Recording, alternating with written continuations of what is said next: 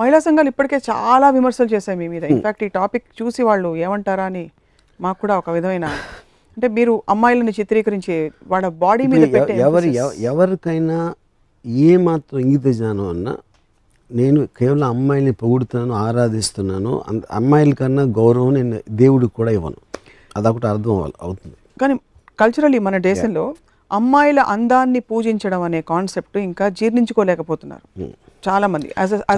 చెప్పను, కొంతమంది గొడవ చేసేవాళ్ళు కొంతమంది. బట్ యాజ్ అ కల్చర్ ఇంకా ఓపెన్నెస్ ఉందంటారా?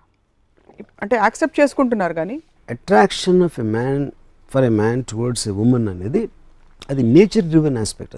అది మనం సృష్టించింది కాదు. నేచర్లో ఇంక్లూడింగ్ యానిమల్స్లో the attraction of the opposite sexes అనేది, అంత గొప్ప సింహం కూడా రోజు చేసి చంపేది కూడా ఆడసింహం చూడగానే తోక ముడుచుకుని అది అయిపోతుంది. So that is the power of the female.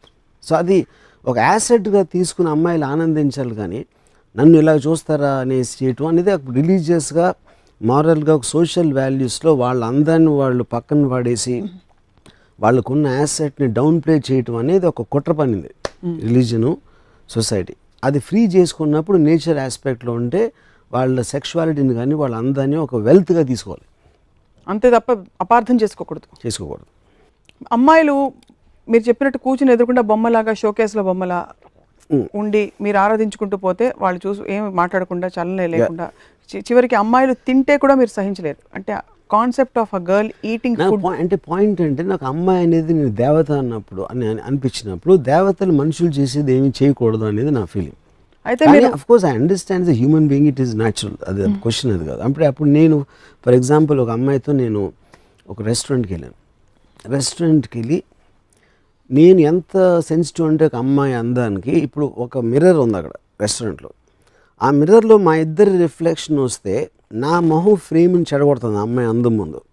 అందుకని నేను నా పొజిషన్ మార్చుకుని ఉట్టి ఆ అమ్మాయి కనిపించేలాగా నేను పెట్టి, దాని తర్వాత నేను మాట్లాడుతున్నప్పుడు తను చిప్స్ ఏదో తింటూ ఉంటే నాకు ఆ డిస్టర్బెన్స్ వస్తుంది, కాబట్టి నేను చిప్స్ అన్నా తింటే నాతో మాట్లాడని చెప్పాను.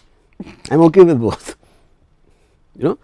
కానీ అప్పుడు నేను వెళ్ళిపోతాను ఇక్కడి నుంచి, బట్ నేను మాట్లాడుతున్నప్పుడు నువ్వు తినకూడదు అని చెప్పాను. బట్ అంటే ఆర్డర్ కదా అది, ఇట్ ఈస్ జస్ట్ బికాజ్ నాకు కలిగే ఆనందం, ఆ అమ్మాయి అందం చూస్తా ఆ 15 నిమిషాలు దాని చెప్పి నా లైఫ్లో 15 మినిట్స్ వేస్ట్ అయిపోతుంది. సో అప్పుడు ఆ వేస్ట్ అయిపోకుండా నేను వేరే పని చూసుకుంటాను, అయిపోయిన తర్వాత వస్తాను అని చెప్పాను. ఏమిటి ఎక్స్ప్రెషన్ అంటే అంటే మీ కాల్పనిక సుందరి ఎక్కడైనా ఉంటుందా అనేసి మీరు, ఐ థింక్ బెస్ట్ నేను చెప్పనా, ఇక్కడ పక్కనే షోరూమ్స్ ఉన్నాయి, మాల్స్, అక్కడ మ్యానిక్విన్స్ తెచ్చి ఇంట్లో పెట్టుకోండి, వాటితో మాట్లాడుకోండి. ఆరాధించుకోవచ్చు. ఇంట్లో మ్యానిక్విన్స్, పిక్చర్స్ అన్ని ఉన్నాయి, ఎప్పుడు ఉన్నాయి మ్యానిక్విన్స్, పిక్చర్స్. అందుకంటే చక్కగా మీరు ఎలాగో ఆరాధనే కాబట్టి మీది, ఒక మంచి దేవత సరస్వతి దేవిని తీసుకొచ్చి కూర్చోపెట్టి రోజు ఆరాధించుకుంటూ మీ ప్రేమని ఇలా పువ్వులతో వ్యక్తపరచుకోవచ్చు కదా. ఆవిడతో మాట్లాడితే ఆవిడేం మాట్లాడదు. అది చేస్తున్నాను, అదే చెప్తున్నాను కదా. అంటే వాళ్ళకన్నా అందమైన మ్యానిక్విన్స్ ఉన్నాయి, ఫోటోగ్రాఫ్స్ ఉన్నాయి, పెయింటింగ్స్ ఉన్నాయి.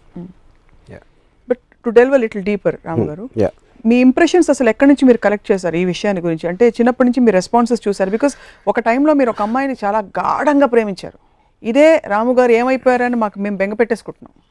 ఓకే, కానీ అది మీరు సపోజిషన్ చేస్తున్నారు. అది ఏమిటి గాఢంగా ప్రేమించడం అనేది? ఫస్ట్ ఆఫ్ ఆల్ అది ఒక మెజర్మెంట్ పాయింట్. గాఢంగా అంటే ఏంటి, దాని మీనింగ్ ఏంటి? ఒకటి. రెండోది, నేను ఒకటేసారి కాదు చాలాసార్లు ప్రేమించాను. ఎప్పుడు ప్రేమించానంటే అమ్మాయిగా ఉన్నంత వరకు. కానీ ఇందాక నేను చెప్పాను, వాళ్ళు మారిపోతూ ఉంటారు. మారిపోయినప్పుడు నా ప్రేమ కూడా వెళ్ళిపోతూ ఉంటుంది. అది కొన్ని ఎక్స్పీరియన్సెస్ అయిన తర్వాత నేను రియలైజ్ అయ్యి అప్పటి నుంచి దూరం నుంచి ఆరాధించడం మొదలుపెట్టాను. సో అయితే మీరు ఇన్వాల్వ్ కారైతే you don't get involve just for the reason that it will cause you pain. Yes. Because your perfect mirror will get broken into pieces in no time. Disappointment, frustration వస్తుంది. అందుకని బుద్ధుడికి జ్ఞానోదయం అయినట్టు నాకు కూడా అయ్యి, ఇన్ ఆల్ యువర్ రిలేషన్షిప్స్ మీరు ఇంత బొమ్మలాగా అమ్మాయి ఉండాలంటే యూజువలీ మెదడు లేని డంబ్ స్త్రీలు. కానీ అలాంటి మిమ్మల్ని ఎరిగిన మా అందరికి కూడా వాట్ వీ ఫీల్ ఇస్, మీకు కొంచెం కొద్దో గొప్ప తెలివితేటలు ఉండేవాళ్ళంటే కొంచెం ఒక విధమైన గౌరవం ఆ స్త్రీలలో ఉన్నా కూడా అని. That's what we feel. 2 points ఉన్నాయి ఇక్కడ. ఒకటి, డంబ్ అనేది అర్థం లేనిది, స్టూపిడ్ మాట్లాడటం అనేది డంబ్. మాట్లాడుకుంటూ ఉండటం అనేది అది ఏదైనా ఒక ఫిజికల్ రిస్ట్రెయింట్ అని నేను చెప్పట్లేదు. అది అర్థం చేసుకుని ఒకళ్ళకి నా మీద ఎలాంటి ఇమేజ్ ఉందని ఇమేజ్కి ప్లే చేయడంలో ఏం తప్పలేదు. సో అప్పుడు అది డమ్నెస్ నుంచి రాదు, ఇంటెలిజెన్స్ నుంచి వస్తుంది అది ఆ ఆస్పెక్ట్ అనేది. సో మీరు ఒక అమ్మాయితో ముందు చెప్తారా, నాకు నువ్వు వినకూడదు, మాట్లాడకూడదు, నువ్వు ఇలా ఉండాలి అలా ఉండాలి అని చెప్పి మీ ఎక్స్పెక్టేషన్ సెట్ చేసేస్తారా ముందే? అంటే అమ్మాయిని ఎనీ కెపాసిటీ, అది it can be relationship on the personal front or professionally. See for example నేను ఒక ఎగ్జాంపుల్ చెప్తున్నాను. ఒక అమ్మాయితో నేను I'd rather have sex with you then have a conversation with you అన్నాను. తను చాలా ఒఫెండ్ అయింది. కానీ ఆ పాయింట్ ఏంటంటే అప్పుడు నేను చెప్పానంటే వెదర్ ఇప్పుడు నువ్వంటే ఏంటి, నువ్వు నీ బాడీ కాదు, లేకపోతే నీకు బ్రెయిన్లో ఐడియాస్ ఉన్నాయి, థాట్స్ ఉన్నాయి, వాటి నుంచి నువ్వు పర్సెప్షన్ నువ్వు చూస్తున్నావు. సో నాకు నీలో ఏమి ఇష్టం అని చెప్పాను. నువ్వు అన్నా హజారే మూమెంట్ మీద నీ ఒపీనియను, లేకపోతే నీ రూమ్ ఇంటీరియర్లో ఏం కలర్ కర్టన్ వేస్తే బాగుంటుంది అనే నీ అభిప్రాయాలు, లేకపోతే మీ పక్కింట్లో కుక్క అరుస్తూ ఉంటే నీకు చిరాకు వస్తుందని నువ్వు కంప్లైంట్ చేసే విషయాలు, వీటన్నిటికన్నా చాలా గొప్పది నీ అందం. కానీ ఈ అందం కన్నా నీకు ఆ కుక్క గురించో లేకపోతే అన్నా హజారే ఏం చేస్తాను దాని గురించి మాట్లాడే దాంట్లో నేను ఎక్కువ ఇంపార్టెన్స్ ఇవ్వాలి అని నువ్వు అనుకుంటే అది కేవలం నిన్ను నువ్వు అవమానపరచుకోవడం. నీకున్న అసలు యాసెట్ని మర్చిపోయి అర్థం లేని సంబంధం లేని యాసెట్ల మీద మన టైం వేస్ట్ చేయటం అనేది అది నువ్వు కించపరచుకోవటం అని చెప్పాను. అప్పుడు తనకు అర్థమైందో లేదో నాకు తెలియదు, కానీ అప్పటి నుంచి మాట్లాడటం మానేసింది తను. మీ ఎక్స్ప్రెషన్ ఏంటి నాకు అర్థం కావట్లేదు స్వప్న. నేను చెప్పిన దాంట్లో కొంచెం అన్న పాయింట్ ఉందా లేదా? నిజం నిజం నిజం నిజం చెప్పండి. కొంచెం ఎంత ఎంత ఎంత ఎంత కొంచెం నిజం ఉంది. Thanks, my point is made. Yeah but see as a culture like I said, మనం ఇప్పుడు వర్మ గారికి మాత్రమే ప్రపంచం ఉంటూ విడిగా ఉండదు. అది ఉంటే కనుక మీకు మాత్రమే ఉంటుంది, మీరు మాత్రమే ఉంటారు, మీరే ఆడియన్స్, మీరే డైరెక్టర్, మీరే యాక్టర్. కానీ ఇప్పుడు మెయిన్ స్ట్రీమ్ సొసైటీలో ఇప్పుడు సిన్స్ రామోయిజం అనే కాన్సెప్ట్ కేవలం మీ భావజాలం మాత్రమే కాదు, ఏదో విధంగా మనుషులని కొంతైనా ప్రభావితం చేస్తుందని అనుకుంటున్నాం కనుక అమ్మాయిల పాత్ర నిర్మాణాత్మకంగా మారుతున్న ఈ రోజుల్లో మీరు కేవలం బ్యూటీ అంటే ఎలా? ఇందాక ఏమన్నాను, they two are separate things. Skill అమ్మాయి పాత్ర ఇందాక చెప్పాను, ఉసామా బిన్ లాదెన్ పట్టుకుంటానని. There are soldiers working. అంటే ప్రతి మగవాడు చేసే ప్రతిదీ చాలా చోట్ల అమ్మాయిలు బెటర్గా చేస్తున్నారు, which is a proven fact. But that is of course, but that is nothing to do with their sexuality. ఆ జెండర్కి సంబంధించిన ఇది విషయం కాదు, స్కిల్కి సంబంధించింది. బట్ మీరు ఏ రోజైతే స్కిల్కి 5 మార్కులు ఎక్కువ వేస్తారో, ఇప్పుడు నేను మ్యాక్సిమం రెస్పెక్ట్ ఇందాక చెప్పిన ఎయిన్ ర్యాండ్ నేను మామూలుగా చాలా నాన్ ఎమోషనల్ పర్సన్. నేను Ayn Rand documentary sense of life అని చూసి ఒక అమ్మాయి 20th ఇయర్లో రష్యన్ ఇమిగ్రెంట్ న్యూయార్క్ వచ్చి తను సాధించిన డాక్యుమెంటరీ చూస్తే నాకు నిజంగా నా కళ్ళు నీళ్ళు వచ్చేసినాయి. అంటే ఒక రకమైన హ్యాపీనెస్, ఒక ఎమోషనల్ అప్సర్జ్ తోటి. ఒక విధంగా చూస్తే ఐ డౌట్ ఇప్పుడు ఎయిన్ ర్యాండ్ ఒక మగవాడై ఉంటే నాకు అలా వచ్చేదని. కానీ డిఫరెన్స్ ఏంటంటే అప్పుడు 1930 40 ఆ టైంలో అబ్సల్యూట్లీ ఫీమేల్ సెక్స్ అనేది అసలు ఏ విధంగా అంటే లిబరలిజం కానీ విమెన్ అప్లిఫ్ట్మెంట్ అనే రాని రోజుల్లో ఒక అమ్మాయి అంత స్టేజ్కి వెళ్ళింది అంటే అది ఎక్స్ట్రాడినరీ. అంటే ఒక అండర్ డాగ్ ఎలిమెంట్ రైజ్ అయినట్టు. సో ఆ ఎలిమెంట్ ఒకటి యాడ్ అవుతుంది, ఎందుకంటే వీకర్ సెక్స్ అనేది ఒక సోషలాజికల్గా జెండర్ మీద ఇది ఉంది కాబట్టి వీకర్ అనేది ఆబ్వియస్లీ మీకు అండర్ డాగ్లోకి వెళ్ళిపోతుంది. అవును. సో అది ఒక పర్టిక్యులర్ పీరియడ్ ఆస్పెక్ట్, దాని హిస్టారికల్ ఆస్పెక్ట్ అది. కానీ ప్రెజెంట్ డేలో ఒక 20 ఏళ్ళ అమ్మాయో లేకపోతే వాట్ ఎవర్ ఏజ్ గ్రూప్ నేను చెప్పేది, దాంట్లో నేను obviously the men and women are almost equal world over most of the countries.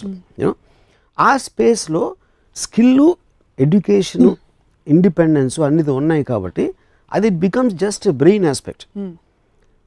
కానీ అమ్మాయి అనే సెక్షువల్ జెండర్ ఆస్పెక్ట్ అనేది ఒక పర్టికులర్ ఒక ప్రత్యేకమైనది, దాని గురించి మాట్లాడుతున్నాం. సో మీ ఫోకస్ మీరు జూమ్ ఇన్ ఈ విషయంలో మాత్రం మీరు జూమ్ ఇన్ అక్కడ మాత్రం ఉంటారు, నో జూమ్ అవుట్ ఓన్లీ.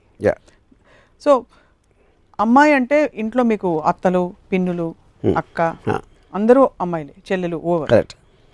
వాళ్ళందరితో మీరు ఎలా రిలేట్ అవుతారు? What is your equation with them? Do you look at them as women or you don't have అసలు ఆ థాట్ రాదు? థాట్ రాదు నాకు. నేను అసలు వెళ్ళను, నేను అసలు నాకు ఫ్యామిలీస్ దగ్గరికి వెళ్ళను నేను అసలు.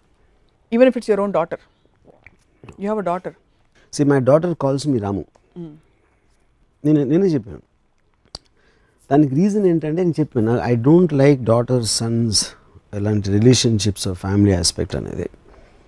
2 ఎలిమెంట్స్ ఏం చెప్పానంటే, నాకు ఒకటి నువ్వు నాన్న అని పిలిస్తే నా ఏజ్ గుర్తొస్తుంది, నాకు అది ఇష్టం ఉండదు. రెండోది నువ్వు నాన్న అని పిలవన్నప్పుడు నిన్ను కూడా ఒక అమ్మాయిలాగా చూస్తాను. I look at every one like a women, you know. So అప్పుడు తను నన్ను ఒక స్పీసీస్ లాగా చూస్తుంది నా డాటర్. అంటే జూలో వెళ్ళినప్పుడు ఒక రకరకాల జంతువులు ఉన్నట్టు నన్ను కూడా ఒక జాతిలాగా చూస్తుంది. I like that, I'm okay with that. నాన్నలా చూడటం కన్నా జాతిలా చూస్తే చాలా బెటర్. సో వీళ్ళందరూ అంటే ఇతర హూఎవర్ మీ ఫ్యామిలీ మెంబర్స్, మీరు ఎవరితో అయితే అసోసియేట్ ఎవరో, మీరు అమ్మాయిలని బికినీల్లో చూపించి స్విమ్ సూట్లో చూపించి ఇలా చేసినప్పుడు ఎప్పుడైనా కామెంట్ చేశారా? ఎవరు? మదర్ కానీ సిస్టర్ కానీ? మేబీ అంటే వన్ స్పెసిఫిక్ పర్సన్ కదా, చాలా మంది చేస్తారు, ఇప్పటికీ చేస్తారు. నేను మామూలు మనిషిని అని నాకు తెలుసు, కానీ నేను సూపర్ మ్యాన్ అని ఫీల్ అవుతాను. డైరెక్ట్గా ఇవాళ నా షాట్లోనూ అందంగా కనిపించావని చెప్పగలిగారా? ఆవిడ థైస్ ఫోర్గ్రౌండ్లో క్రాస్ వెళ్తాయి మన కెమెరా. ఆ ఒక్క షాట్ కోసం నేను 17 సార్లు చూసాను సినిమా. పెదాలు బాగున్నాయంటే పొయిటిక్గా కనిపిస్తుంది. కరెక్ట్. తొడలు బాగున్నా అంటే నా వరల్డ్లో అమ్మాయిలు ఇలా ఉండాలి. ఫస్ట్ ఆఫ్ ఆల్ నేను మీకు ఇప్పుడు అమ్మాయిగా కనిపిస్తున్నాను, అబ్బాయిగా కనిపిస్తున్నాను, అసలు ఎలా కనిపించట్లేదు.